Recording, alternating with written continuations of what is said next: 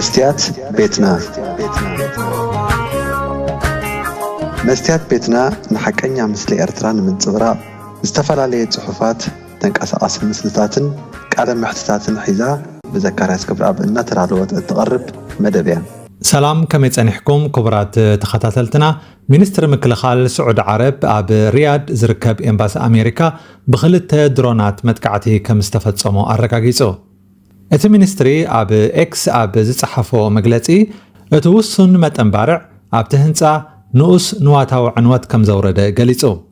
ኣሜሪካ ኣብ ስዑድ ዓረብ ኣብ ከተማታት ጅዳ ሪያድን ዳህራን ዝርከቡ ኣብ ቦታኦም ዝዕቀብሉ ምልክታ ኣውፅያ ኣብቲ ከባቢ ናብ ዝርከቡ ወተሃደራውያን ማዓስከራት ዝግበር ኣገዳሲ ዘይኮነ ምብጻሓት ክድረት ከም ዘለዎ እውን ገሊጻ ኤምባሲ ኣሜሪካ ኣብ ኩዌት ብወገኑ ኣብቲ ዞባ ዝቕጽ ዘሎ ወጥሪ ብምጥቃስ ነቲ ኤምባሲ ከም ዝዓጽዎ ኣብ መርበብ ሓበሬትኡ ኣብ ዘውፅኦ መግለጺ ኣፍሊጡ እቲ ኤምባሲ ኩሉ ስሩዕን ህጹጽን ቆንስላዊ ኣገልግሎታት ይዕጸሎ ኢሎ ብሶኒ ሚኒስተር ጉዳያት ወፃኢ ኣሜሪካ ንኩዌት ሓዊሱ ኣብ ማእከላይ ምብራቕ ዝርከቡ ኣሜሪካውያን ብቕልጡፍ ክወፁ መኺሩ ነይሩ እቲ ቤት ጽሕፈት ብሰንኪ ዝለዓለ ስግኣት ጸጥታ ነዚ ስጉምቲ ክወስድ ከም ዝተገደደ ብምግላጽ ኣሜሪካውያን ብዝተኸኣለ መጠን ካብተን ሃገራት ክወፁ ኣተሓሳሲቡ ትራምፕ ንመርበብ ኒውስ ኔሽን ኣብ ዝሃቦ መግለጺ ኣብ ኤምባሲ ኣሜሪካ ብሰንኪ ዝተፈጸመ መጥቃዕቲ ድሮንን ዝሰዓበ ሞት ኣባላትን ሃገሩ ኣብ ቀረባ እዋን ሕነኽ ትፈዲ ምዃና ሓቢሮ እዚ ከምዚ ኢሉ እንከሎ ቢቢሲ ቬሪፋይ ኣብ ስዑድ ዓረብ ዝርከብ ዓብይ መጻረይ ነዳዲ ብሰንኪ መጥቃዕቲ ድሮን ገዚፍ ዕንወት ከም ዝወረዶ ካብ ዝረኸቦ ሓድሽ ናይ ሳተላይት ምስልታት ክርዳእ ከም ዝኸኣለ ገሊጹ እቲ ቦታ ንቐንዲ ታንከር ምስ ካልኦት ዝተፈላለዩ መኽዘናት ብመስመራት ትቦ ዘራኽብ ኮይኑ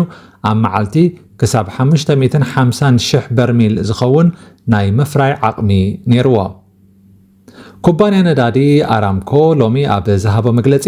ብሰንኪ እቲ መጥቃዕቲ ነቲ መጻረይ ነዳዲ ንግዚኡ ክዓጽዎ ከም ዝተገደደ ገሊጹ ብሰንበት ኢራን ኣብ ኩዌት ኣብ ዝርከብ ሓደ ናይ ኣሜሪካ ወተሃደራዊ ንቕጣ መጥቃዕቲ ድሕሪ ምብጽሓ 3 ወተሃደራት ኣሜሪካ ተቐቲሎም ዝብል ዜና ተዘርጊሑ ነይሩ ሓደ ብጽኑዕ ቆሲሉ ዝነበረ ወተሃደር ኣሜሪካ ድሕሪ ምማቱን ካልኦት 2 ወተሃደራት ሬሶኦም ብፍርስራስ ተቐቢሩ ድሕሪ ምጽንሑን ግን እቲ ቁጽሪ ናብ 6 ክቢል ኣሎ ኣሜሪካን እስራኤልን ሎሚ ኣብ ከተማ ቴህራን ዝርከቡ 2 መዕርፎ ነፈርትታት ክድብድባ ውዒለን ኣብ ሊባኖስ ክሳብ 30,000 ዝኾኑ ህዝቢ ናብ መንግስታዊ መዕቆቢ ሃዲሞም ወይ ተሰዲዶም ኣለው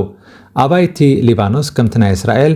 ኣብ እዋን ኩናት ዘገልግል ናይ መሕብኢ ጎዳጉዲ የብሎምን እስራኤል ብዘይካ ኣብ ኢራን ኣብ ሊባኖስ እውን ነቶም ብኢራን ዝምወሉ ሕዝቦላህ ንምህዳን ደብዳባት ተካይድ ከም ዘላ ይፍለጥ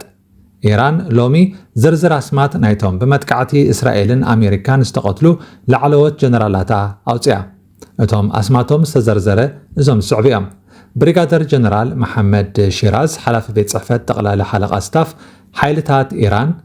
ብሪጋደር ጀነራል ሳልሕ ኣሳዲ ኣብ ቤት ጽሕፈት ጠቕላሊ ሓለቓ ስታፍ ምክትል ሓላፊ ስለያ ሜጀር ጀነራል መሕሰን ዳራባጊ ምክትል ሓላፊ ሎጂስቲክስን ደገፍን ሓይልታት ምክልኻል ብሪጋደር ጀነራል ኣክባር ኢብራሂም ዛደህ ምክትል ሓላፊ ቤት ጽሕፈት ጠቕላላ ሓለቓ ስታፍ ብሪጋደር ጀነራል ጎልማረዛ ረዛያን ሓላፊ ውድብ ስለያ ፋራጃ ብሪጋደር ጀነራል ባህራም ሑሴኒ ሞትላቅ ሓላፊ ክፍሊ ውጥንን ስርሒታትን ከምኡውን ምክትል ሓላፊ ስርሒታት ቤት ጽሕፈት ሓለቓ ስታፍ ብሪጋደር ጀነራል ሓሳን ዓሊ ታጂክ ሓላፊ ክፍሊ ሎጂስቲክስ ሓይልታት ምክልኻል ጠቕላሊ ሓለቓ ስታፍ ኢራን ብተወሳኺ ካብ ቀዳም ክሳብ ሎሚ ኣስታት 700 ሰባት ተቐቲሎም ከም ዘለዉ ትሕብር ሎሚ ቀዳመይቲ ነፋሪት ሕቡራት ኢማራት ዓረብ ካብ ዱባይ ተበጊሳ ፍራንክፈርት ጀርመን ዓሊባ መንግስቲ ጀርመን ካብ ሃገራት ወሽመጥ ዜጋታቱ ኣብ መውፃእ ይርከብ ቀዳምነት ዝተዋህቦም ከዓ ነብሰ ጾራት ደቂ ኣንስትዮን ህፃናትን እዮም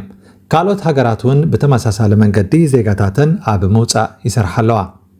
ካብ ማእከላይ ምብራቕ ናብ ቻይና ዓብይ ገንኢ ነዳዲ ማለት ሱፐር ታንከር ንምጉዓዝ $400,000 ከም ዝበጽሕ ስቶክ ኤክስቼንጅ ግሩፕ ካብ ለንደን ኣረዲዩ እዚ ዋጋ እዚ ኣብ ዝሓለፈ ሰሙን ኣሜሪካ ንኢራን ከተጥቅዓ ምዃና ካብ ተፈራርሓሉ ዝነበረት እዋን ብዕፅፊ ወሲኹሎ ኢራን ኣብ ደቡባዊ ክፋል እቲ ሃገር ብዝርከብ ወሳኒ መስመር ማይ መጻብቦ ሕርሙዝ ንዝሓልፋ መራኽብ ዒላማ ገይራ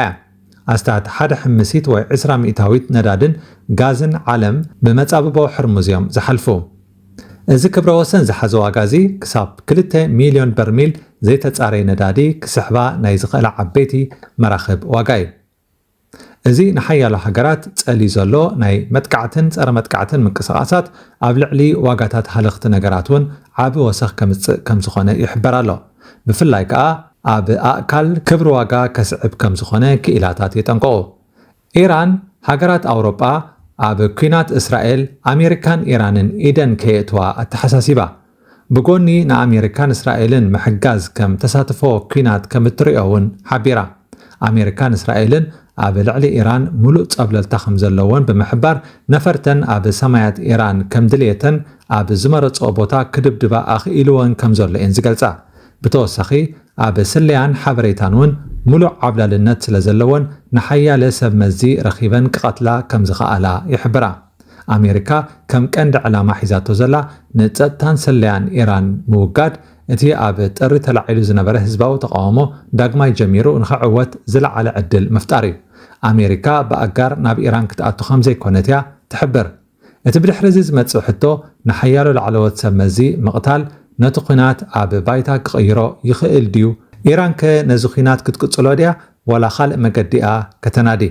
ፕረዚደንት ትራምፕ ልክዕ ከምቲ ናይ ጥሪ ዓይነት ናዕቢ ዳግማይ ክካየድ ጸዊዑ ነቶም ኣጽዋሮም ዝፈትሑ ኣባላት ሓይልታት ጸጥታ ከይተረፈ ምሕረት ከም ዝገብረሎም እውን ቃልኣት እዩ እንተኾነ እቲ ስርዓት ዱልዱል መሰረት ዘለዎ ስለ ዝኾነ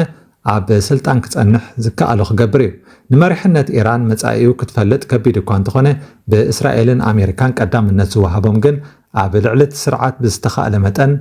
ጉድኣት ምብጻሕ እዩ ዝመስል እዚ ለውጢ እንተደኣ ኣምፂኡ ብህዝቢ ኢራን ተቐባልነት ክህልዎ ይኽእል እዩ እቲ ሓደጋታት ግን ኣብ ልዕሊኦም ክወድቕ እዩ እቲ ኩናት ካብዚ ዘለዎ እናተቐጻጸለ ንብዙሓት ሃገራት ናብቲ መጋርያ እንተስሒብዎን ኣብ ዓለምና ኣዝዩ ኣሰቃቒ ዝበሃል ሓያል ዕንወት ክወርድ ተኽእሎ ኣሎ ድሮ ሃገራት ማእከላዊ ምብራቕን ወሽመጥን በዚ ኩናት ምሒር ተጸሊና ኣለዋ ናይ ኣሜሪካ መደብ ነዚ ኩናት ኣብ 4 ሳምንታት ደው ከም ዝብል ምግባር እዩ ኩናት ግን መወዳእትኡ ዘይፍለጥ ዝተሓላለኸ መስርሕ እዩ ክቡራት ተኸታተልቲ መስትያት ቤትና ንሎሚ ዘዳልናልኩም ትሕዝቶ ኣብዚ ክንዛዝም ኢና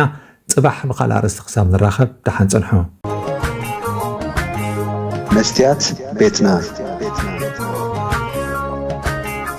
መስትያት ቤትና ንሓቀኛ ምስሊ ኤርትራ ንምንጽብራቕ